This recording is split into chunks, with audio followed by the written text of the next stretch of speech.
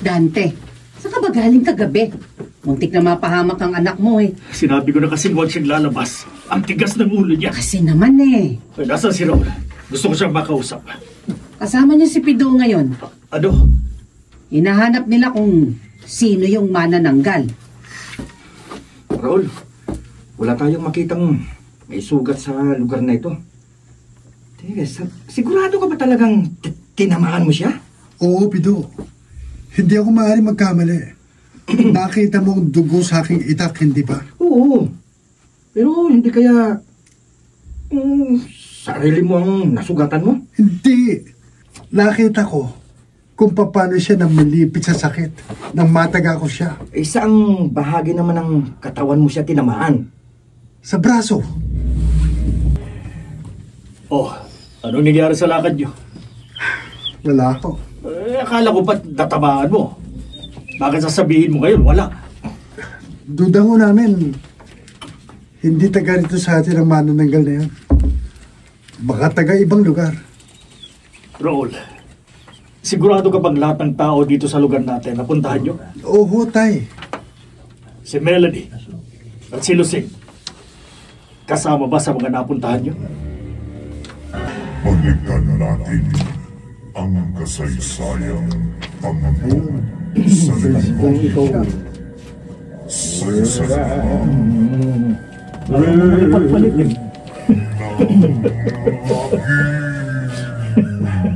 Parang kamali ka ng desisyon. Ang dami raw dito sa bandang ko. Saan ba pupunta si na paring Dante at Raul? Saan sila papunta? Kasama pa si Pido. Kina Melanie at Lucing. Pati ba naman sila? Kasama sa pinagdududaan ni Abay, dapat lang. Laura. Ay, teka, hindi ba nililigawan ni Raul si Melanie? Oo, ason.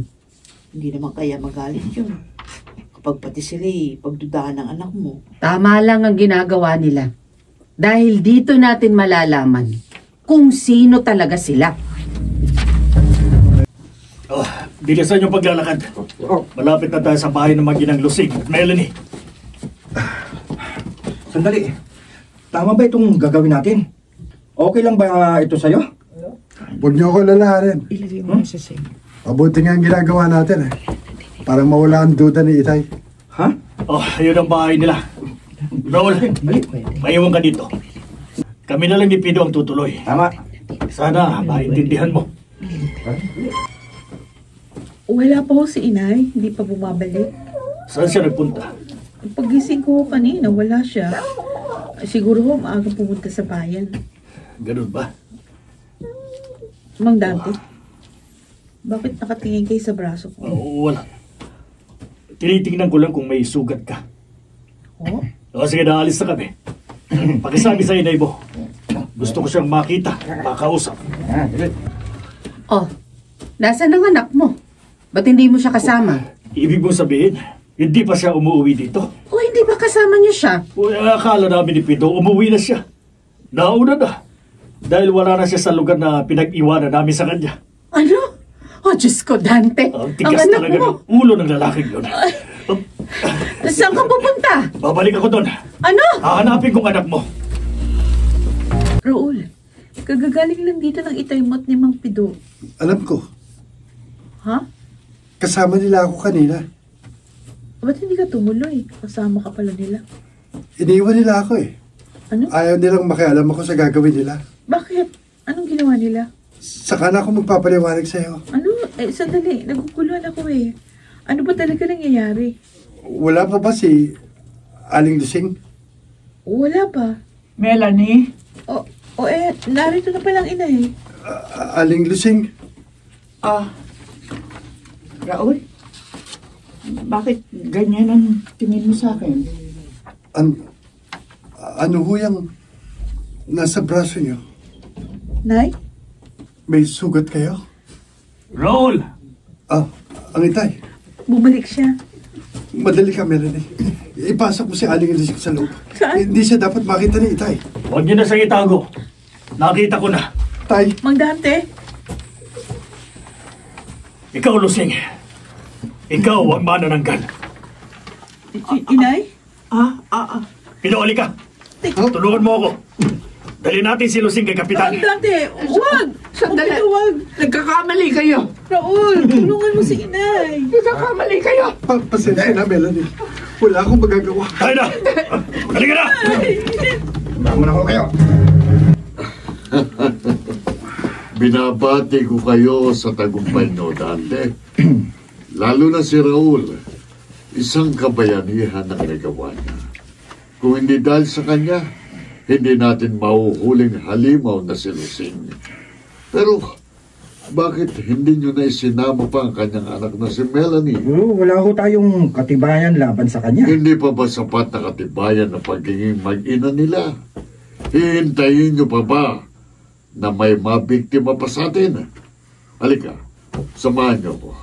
Kunin natin ang kanyang anak. Ay, sandali lang ho. Aray ko, Dante, bitiwan mo braso mo. Pasensya na, Kapitan. Pido, ikaw na lang ang lumakad. Sige na, magsama ka ng iba. Kunin nyo si Melanie. Opo. Maawa kayo sa anak ko. Sinusumpa ko, hindi ako manananggal. Sinungaling ka. Patayin nyo na siya. Sunugin nyo na siya, Pido. Huwag, Pido. Dante, bakit mo siya pinipigilan? Mamayang gabi na natin isagawa ang pagpatay sa kanya. Bakit? Kabilugan ng buwan mamaya. Gusto kong masaksihan ang pagbabago ng kanyang anyo. Melanie, Raul, tayo na. Umalis tayo dito ngayon din. ayoko sumama sa'yo. Nakikiusap ako sa'yo. Nanganganib ka. Wala nang halaga kung manganib mo ng buhay ko. Ikaw ang nagpahamak sa nanay ko. Maraming pinatay si Aling Lusing, kaya wala tayong magagawa. Hindi totoo ang binibintang mo. Hindi siya mamamatay tao. Melanie, ang sugat sa kanyang braso, matibay na ebidensya laban sa kanya. Nagkasagupa kami. Nasugatan ko siya. Ano? Ay, si Pido. Mga kasama, bilisan nyo, dali! Andiyan na sila. Tayo na, Melanie. Dali nyo! Umalis na tayo rito. Bago maging huli ang lahat. Anong nangyari sa lakad niyo, Pido? Hindi ho namin nadala si Melanie. Ano? Tinakaso siya ni Raul. Ginawa niya yun. Nasaan si Dante? Umalis ho. Hindi ko ho alam kung saan pupunta. Kailangan ko siyang makausap. Kapitan, sandali lang ho! Kapitan! Hindi man lang lumingon. Ang bilis niyang nakaalis. Raul! Raul! Oh, bakit? Hindi ko pwedeng iwan ang nanay ko. Bumalik na tayo. Pero baka mapahamak Wala ka. akong pakialam. Buhay ni inay nakataya dito. At hindi ako naniniwala sa sinasabi mo.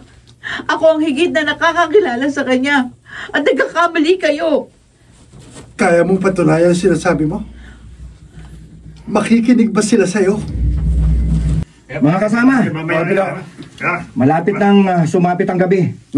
At makikita na natin ang totoong anyo ni Aling Lusing. Matapos ng problema natin. Matapos na. Pido? Nakita niyo ba si Kapitan at si Dante? Hindi. Hindi ako nakita. Ganun ba? Sige. Ang iba sa inyo, magpahinga na muna. Ha? At ang iba naman, magbantay para masigurong hindi makakawala ang manananggal. Okay, Pido. Okay. At ngayon, hintayin natin ang paglabas ng buwan. Mamamatay na si Lusing at si Melanie.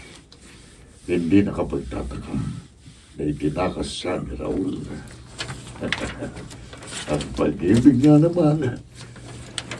Mabuti pa yung magbihis na ako. Ang jacket ko. Susuot ko.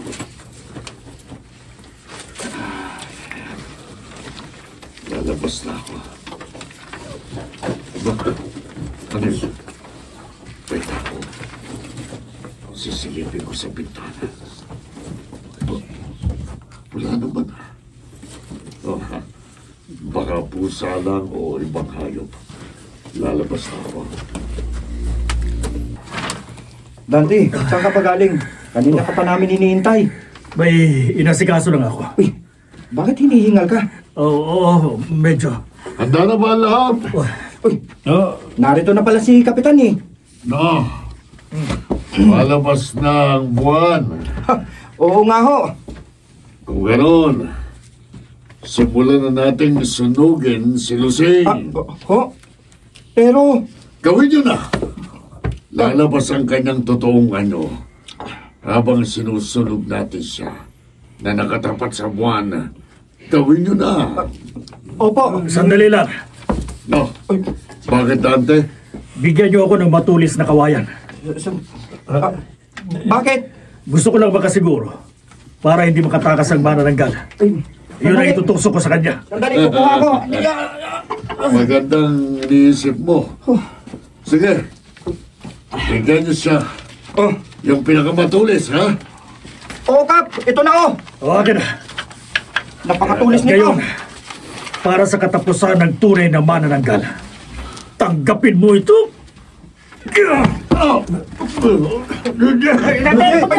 Dante! Bakit?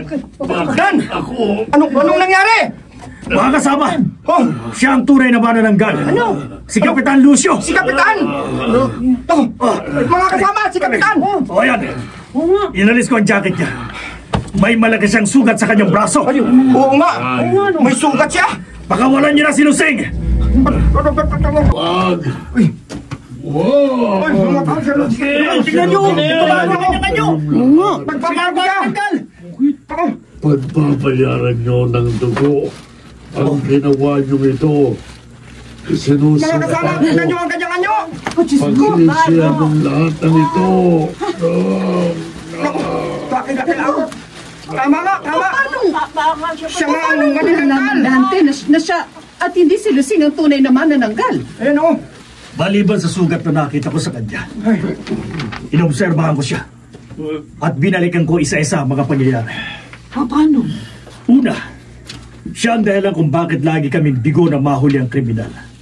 Dahil alam niya ang bawat kilos namin. At napansin ko rin, nang dakpin namin si Lusing, mabilis siyang makapaglakad. At wala ang sinasabi niyang paranakit ng kanyang gout na palagi niyang idinadahilan.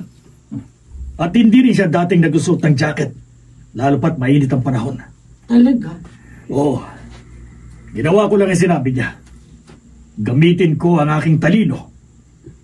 Hindi ko nakakalimutan ang sinabi niya sa akin na madaling magkunwari para mapaniwala ang isang tao. Kaya naging mapagmatsyag ako. Ang sugat ni Lusing sa braso. Kinausap ko siya. Sinabi niya sa akin na nasabit yun sa isang puno habang nangangaso siya sa gubat. Ano? Iyon ang dating trabaho ng kanyang asawa na siyang nagpatuloy. Ginawa niya ang lahat para buhayin si Melanie at hindi umasa sa tulong ng iba. Natutunan niyang manghuli ng mga hayop gubat at yun ang kinabubuhay nila. Nagkamali tayo nang usgahan natin si Lusing. Balikan natin ang kasaysayan pangambong sa linggong ito sa isa na namang gabi ng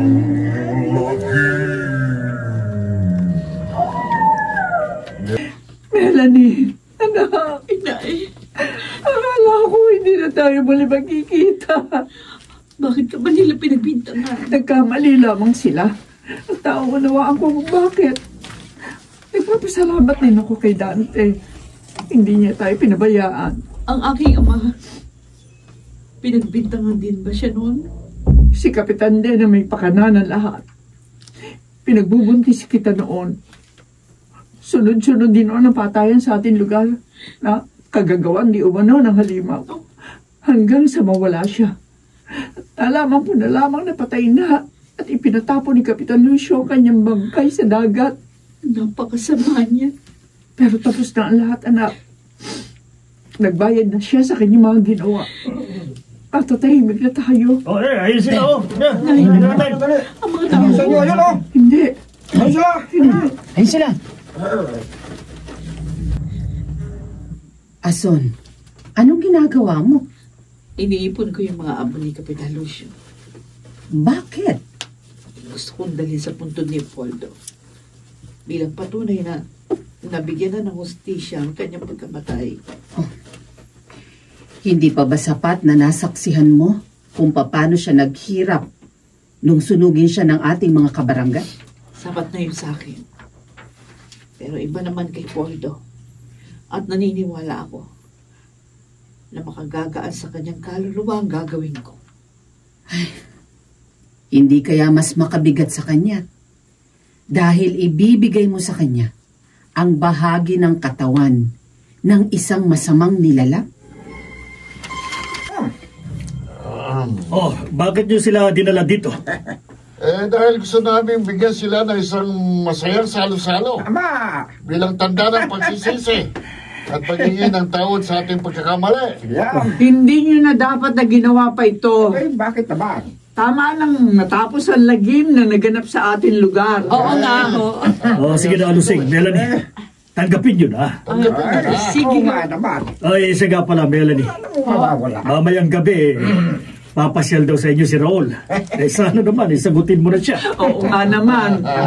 May kasala na ito. Pag-isipan ko. Pag-iisipan. Paano kayo magkakaapo ni Lusing kung patatagalin nyo pa? Oo nga, mamaya niya malalaman kung ano na si Loko. At sigurado, masisiyahan kayo. Ano yan? Sandali! Ay! Magkakit lang! Bigla-bigla naman yata. Sumilong tayo. Ay, hena! Lakas ng kuluga at saka kidlat. Sumilong muna tayo. Sandali! Tumisan natin mga kasama natin! Umaalulong ang aso. Kapakilakot naman yun. Hindi kaya, hindi pa tapos ang lagim na nangyayari dito sa lugar natin. Ngayon pa umulan. Kailang malapit na ako sa puntod ni Poldo. Buti pa ay sumilong muna ako dun. Sumilong musuleyong yun. Dito. Hindi ako ganong mababasa. Ay, nga pala. Meron pala akong sweater sa bag. Susuot ko. Ay! Nahulog yung lalagyan ng may abo. Ayan. Naku, nabasag na. Ano yun? Ason, maganda ka na. Dahil hinawakan mo ang mga bahagi ko. Kapitan, ikaw ba yan? Hindi pa ako tuluyang nakakaalis. Dahil wala pang tutupad sa sumpa ko. Ha? At ikaw, ikaw ang gagawa nun, Ason. Magiging isa kang manananggal. Ay, salamat. Mahimbing na rin tayong makakatulog ngayon. At magkatabi na tayo. Wala nang ronda. Oo nga. Flora, tamang-tama. Wala si Raul. Hoy. Anong iniisip mo, ha? Kung anong iniisip mo. Ikaw talaga. Salbahe. Ano yun? Pagaspas ng malaking pakpak. Ay, Dante. Tingnan mo. Sa labas ng bintana. Manananggal!